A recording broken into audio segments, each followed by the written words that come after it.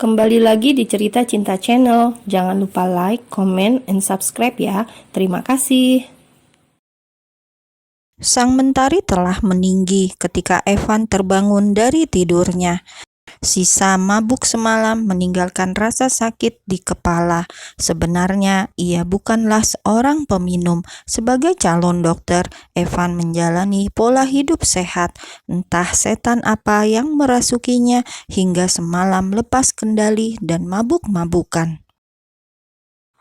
Tunggu, di mana ini? Evan baru sadar tidak sedang berada di kamar pribadinya. Setelah meneliti ruangan itu, ia baru sadar tengah berada di sebuah penginapan. Sepasang bola matanya pun melebar karena terkejut saat mendapati tubuhnya hanya terbalut selimut, sedangkan seluruh pakaian teronggok di lantai, hanya ponsel miliknya yang berada di atas meja.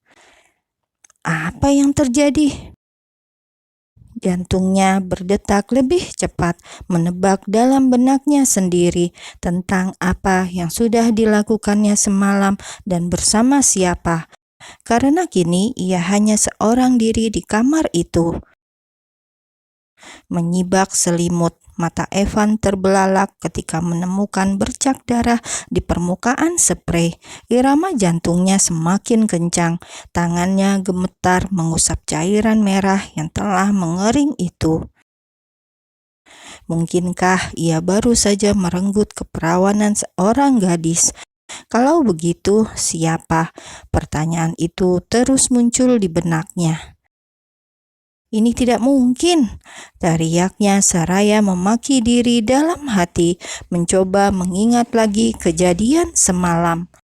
Bayang-bayang seorang gadis pun muncul dalam ingatannya, tetapi samar, ia tidak dapat mengingat dengan jelas. Evan menjambak rambutnya dengan kedua tangan demi melepaskan rasa frustasi yang membelenggunya. Jika keluarga besar Askara tahu, ia mungkin akan dihukum berat, apalagi oleh dua kakak laki-lakinya. Setelah membersihkan tubuhnya, Evan keluar dari kamar, menuju meja resepsionis untuk bertanya. Tampak seorang wanita muda menyambutnya dengan senyuman. "Selamat siang, Tuan. Ada yang bisa saya bantu?" "Semalam aku menginap di kamar 3382B. Boleh aku tahu siapa yang membawaku kemari?" tanya Evan kepada sang resepsionis. "Saya tidak tahu, Tuan. Mungkin yang bertugas semalam tahu, tapi sebentar, saya akan periksa dulu."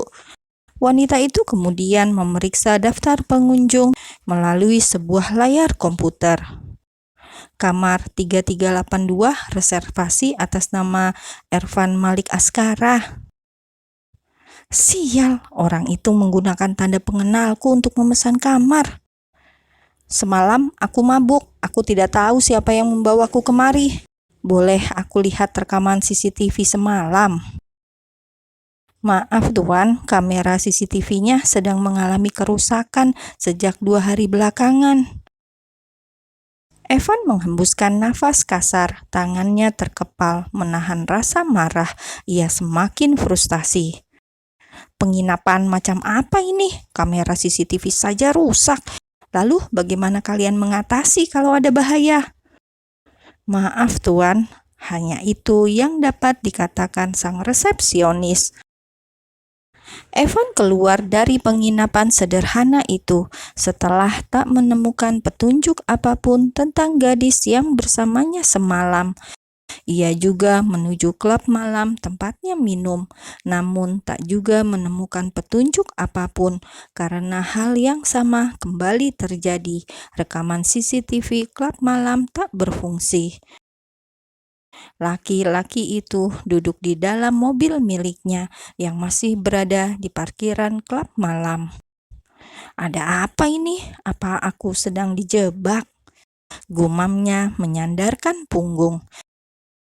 Ia baru saja akan menyalakan mesin mobil ketika ponsel berdering tanda panggilan masuk. tertera nama Rafli, seorang sahabatnya. Evan pun segera menggeser simbol hijau di layar ponsel. "Ada apa?" tanyanya ketus. "Aku baru tiba di Istanbul Central Bus Station. Bisakah kau menjemputku?" "Baiklah, kebetulan aku membutuhkan bantuanmu."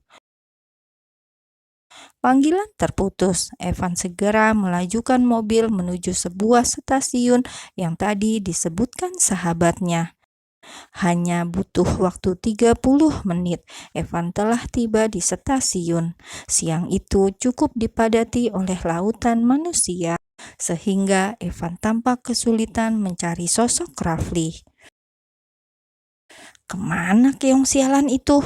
gerutunya seraya menoleh ke kanan dan kiri. Kakinya melangkah tanpa arah hingga bruk. Evan mundur beberapa langkah ketika tubuhnya tertabrak dengan seseorang. Terlihat seorang gadis berambut coklat tengah memunguti barang bawaannya yang terjatuh. "Maaf, aku tidak sengaja." Suara itu membuyarkan konsentrasi Evan. Ia seketika menoleh pada pemilik suara yang terasa tidak asing itu. "Kau," gumamnya dengan alis berkerut. Hana berdiri dari posisi berjongkoknya dan memasukkan beberapa benda ke dalam tas. Ia pun tampak terkejut bertemu Evan di tempat itu. Ia mundur beberapa langkah. Maaf, aku tidak sengaja menabrakmu," ujarnya menunduk dengan wajah memucat. Evan hanya menganggukkan kepala tanpa ekspresi di wajahnya. "Maaf, aku harus pergi." Hana melangkah pergi, sementara Evan mematung, menatap punggung Hana yang semakin menjauh. "Hei!" Tepukan mendarat di bahu yang akhirnya membuyarkan lamunannya. Rafli berdiri di sisinya. "Dari mana saja kau? Sejak tadi aku mencarimu." "Justru aku yang mencarimu. Aku pikir kau tersesat." Rafli menatap heran Evan yang sejak tadi terus menatap ke satu arah, lalu melirik seorang gadis berambut panjang yang berjalan dengan cepat membelakangi mereka. "Siapa gadis yang kau lihat?" "Hana Cabrera," jawabnya tanpa menoleh. Tatapannya lurus terarah pada Hana yang kemudian menghilang di antara puluhan manusia. "Oh, gadis yang kau sebut sebagai gadis murahan karena bekerja di klub malam itu ya?" "Iya, memang Hana Cabrera ada berapa?" "Kadang hati dan bibir memang tidak sinkron ya. Bibir berkata benci, tapi hati memuja, iya kan?" sindir Rafli tertawa kecil. Evan menatap kesal kepada Rafli, membuat tawa sahabatnya itu terhenti. "Jangan sok tahu, ayo pergi, ada yang perlu aku bicarakan denganmu." Evan beranjak, namun sesekali menatap ke belakang demi mencari sosok gadis tadi. Namun tak tampak sosok Hana di antara ratusan manusia yang memadati stasiun. "Sudah, katanya tidak suka, kenapa masih dicari? Diam kau, keong." Setibanya di rumah, Evan menceritakan kepada Rafli tentang apa yang dialaminya semalam yang mabuk-mabukan hingga tanpa sadar menghabiskan malam dengan seorang gadis asing. Rafli sangat terkejut mendengar ucapan sahabatnya itu.